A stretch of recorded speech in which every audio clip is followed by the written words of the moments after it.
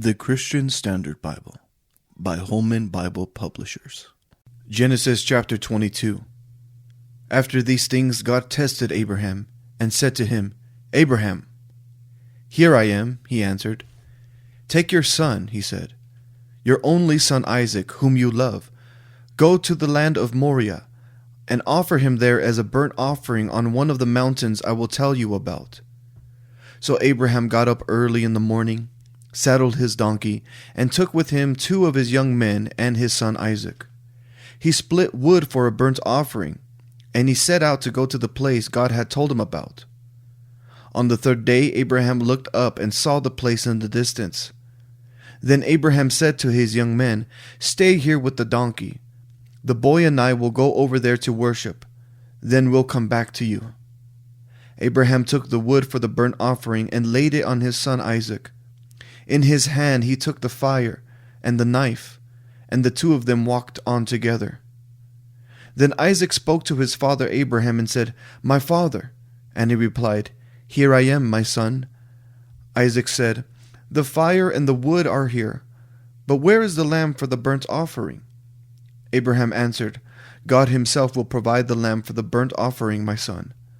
Then the 2 of them walked on together. When they arrived at the place that God had told him about, Abraham built the altar there and arranged the wood. He bound his son Isaac and placed him on the altar on top of the wood. Then Abraham reached out and took the knife to slaughter his son. But the angel of the Lord called to him from heaven and said, "Abraham, Abraham." He replied, "Here I am." Then he said, "Do not lay a hand on the boy or do anything to him, for now I know that you fear God, since you have not withheld your only son from me." Abraham looked up and saw a ram caught in the thicket by its horns. So Abraham went and took the ram and offered it as a burnt offering in place of his son. And Abraham named that place, "The Lord will provide." So today it is said, "It will be provided on the Lord's mountain." Then the angel of the Lord called to Abraham a second time from heaven and said, "By myself I have sworn, this is the Lord's declaration. Because you have done this thing and have not withheld your only son, I will indeed bless you and make your offspring as numerous as the stars of the sky and the sand on the seashore.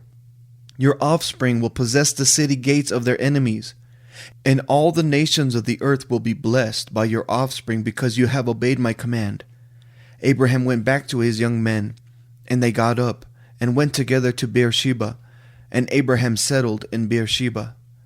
Now after these things Abraham was told, "Milcah has also borne sons to your brother Nahor, Uz his firstborn, his brother Buz, Kemuel the father of Aram, Chesed, Hazo, Pildash, Jedlaph, and Bethuel.